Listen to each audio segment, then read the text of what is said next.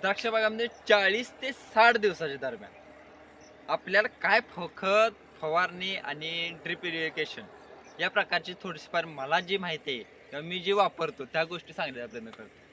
आता 40 ते 60 दिवसाच्या दरम्यान आपल्याला बागेमध्ये आपल्याला येते अशा प्रकारे सपकेंचा शेंडा मारलेला असतो.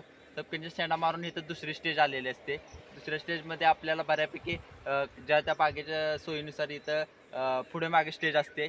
ते तुमच्या ह्यानं ॲडजस्ट करून घ्या. इथं बघू शकता ज्यावेळेला इथं सपकेंचं शेंडा मारल्यानंतर दुसरी फुटी येत असते. त्याच्या अगोदर आपल्याला मागच्या साईडचे जे फुटे आलेले असतात, त्या अशा प्रकारे एक डोळा ठेवून म्हणजे एक पान ठेवून असं कट करून अशा प्रकारे क्लिअर करून घेणे. ही सगळ्यात महत्त्वाची गोष्ट. ज्या ठिकाणी बेचरे जास्त प्रमाणात गर्दी आहे किंवा लहान स्वरूपाच्या काड्या आहेत किंवा काही प्रॉब्लेम आहेत, अशा प्रकारच्या काड्या काढून घेणे. वातावरण चांगल्या प्रकारे तिथे निर्माण करणे. इथं आपली सुरुवात होते 6B युराशिलची दुसऱ्या फवारणीची तयारी. आता इथं बघू शकता 1, 2, 3, 4, 5, 6 पान झाले. इथं 3 पान अवस्था झाली की 6Bचं पहिली फवारणी करून घ्यायची. लिओशनची पण इथं ती पहिल्या 3 पानाच्या अवस्थेमध्ये कव्हर करून घेणे. लिओशन किती वापरायचं? इथं 1 ते 1.5 मिलीच्या आसपास वापरू शकता तुमच्या सोयीनुसार. जर इथं जर म्हणजे जे काय म्हणतात ते बेचरा किंवा काडीतली जे अंतर आहे, ते जर मापात असेल तर 1 मिलीने वापरावं. काडीचं अंतर जर जास्त प्रमाणात पडतं, कांडे जर मोठं पडत असेल, तर तुम्ही इथं मोठ्या प्रमाणात म्हणजे 1.5 मिलीप्रमाणे वापरू शकता. आता लिव्हिशनमध्ये तुम्ही पेयाऱ्यांचा वापर करू शकता किंवा पेयाऱ्या नसेल तर 22 बोरांचा वापर करू शकता. तुमच्या सोयीनुसार तुम्ही काय लिव्हिशनमध्ये वापरणार ते तुमच्या हे स्वरूपात वापरून घ्या. त्याच्यानंतर येते गरज येते आपल्याला इथं 6Bची. 6B इथं फवारणी करून घेणे खूप गरजेचं ठरते.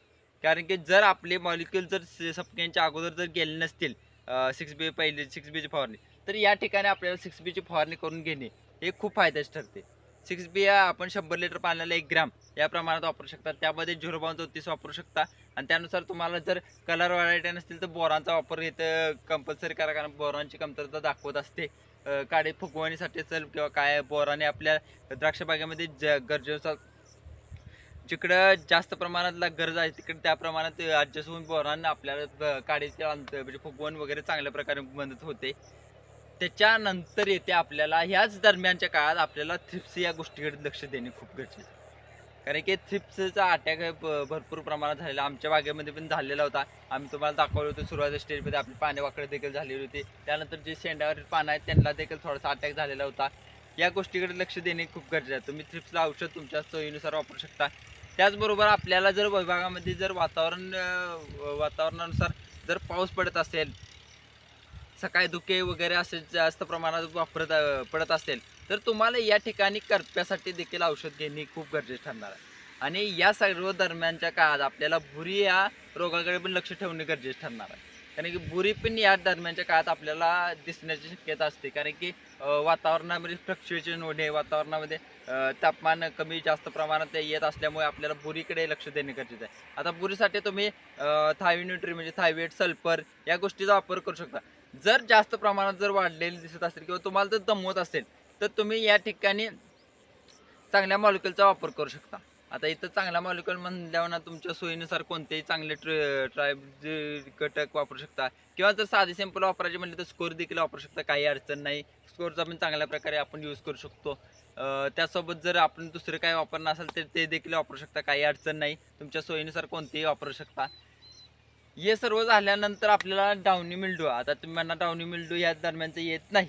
आम्हाला पण माहिती आहे. पण काय विषय असतो, एक 4 दिवसाच्या अंतराने एक फवारणी घेणे पण खूप गरजेचे असते.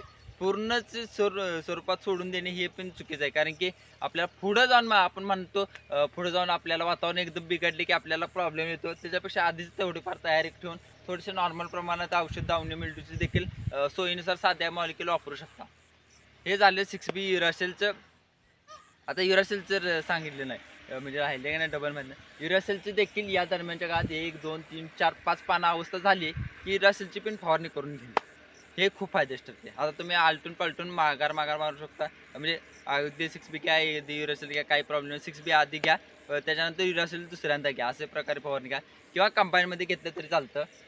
त्यामध्ये आपण वेगवेगळ्या म्हणजे आता नवीन आलेल्या बाजारामध्ये जे ग्रेड आहेत त्यांचा देखील वापर चांगल्या प्रकारे करू शकता. तुम्हाला चांगल्या प्रकारे रिझल्ट येत असतील तर त्या देखील ग्रेड वापरू शकता. काही अडचण नाही. तुम्ही 52-34च्या जागी 60-20 वापरू शकता, 49-32 वापरू शकता किंवा जे बाजारामध्ये जे नवीन आहेत 55-35 अशा प्रकारे ग्रेड वापरू शकता. तुमच्या सोयीनुसार तुम्हाला ते चांगला रिझल्ट देईल ना, त्या गोष्टी वापरण्याचा प्रयत्न करा.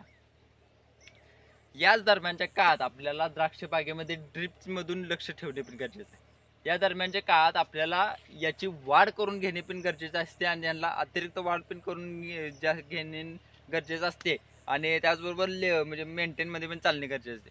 या दरम्यानच्या काळात आपल्याला ड्रिपमधून 13-0-45 फॉस्फरिक ॲसिड 13-0-45 एकरी 3 किलो, फॉस्फरिक ॲसिड एकरी 2 किलो, त्याचसोबत आपल्याला मॅग्नेशियम सल्फेट एकरी 5 ते 10 किलोच्या दरम्यान तुमच्या सोयीनुसार काय गरजेचं आहे हे अशा प्रकारे डोस द्यायचा. म्हणजे कसं होते 13% नायट्रोजन मिळाल्यामुळे आपल्याला काडीचं म्हणजे उंची किंवा लांबी म्हणजे जे फुटण्यासाठी आहे ती मदत होणार.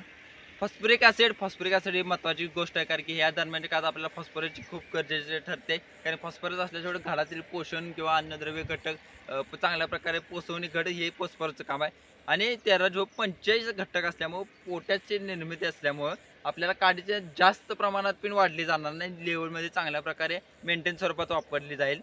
त्यासोबत आता मॅग्नेशियम सल्फेटचा काय रोल? आता मॅग्नेशियम सल्फेट म्हणजे वातावरणामध्ये होणारे बदल, अन्न निर्मिती, फोटोसिंथेसिस करण्यासाठी मॅग्नेशियम सल्फेटचा चांगल्या प्रकारे वापर केला जातो. अशा प्रकारे आपण ड्रिपमधून नियोजन करू शकता. पाणी इथे थोडीशी कमी करायची नाही, कारण की आपल्याला सपकेन फोडायचे आहे, त्यामुळं पाणी एकदम कमी करणे हे चुकीचं आहे. कारण की सपकेनचा शेंडा जोपर्यंत अशा प्रकारे तयार होत नाही, जोपर्यंत आपल्याला इथं शेंडा मारण्यासाठी तयार होत नाही. आता इथं बघू शकता 1 2 3 4 5 पान अवस्था झाली. इथं शेंडा मारल्यानंतर आपण इथून थोडेसे नॉर्मल पाणी तुमच्या सोयीनुसार कमी करण्याचा प्रयत्न करायचा. अगोदर पाणी कमी करणे हे चुकीचे ठरणार, कारण की हाय ती लेवलमध्ये आपल्याला थोडंसं नॉर्मल प्रमाणात कमी केले तरी चालते, पण जास्त प्रमाणात कमी करणे हे चुकीचे ठरले या ठिकाणी. अशा प्रकारे तुम्ही द्राक्षबागेमध्ये खोडा वगैरे असं नियोजन करणे हे चांगल्या प्रकारे असं नियोजन करणे खूप गरजेचे ठरते. तुम्ही काय तुमच्या विभागामध्ये काय प्रॅक्टिसेस करता नक्की कमेंट बॉक्समध्ये सांगा आणि धन्यवाद.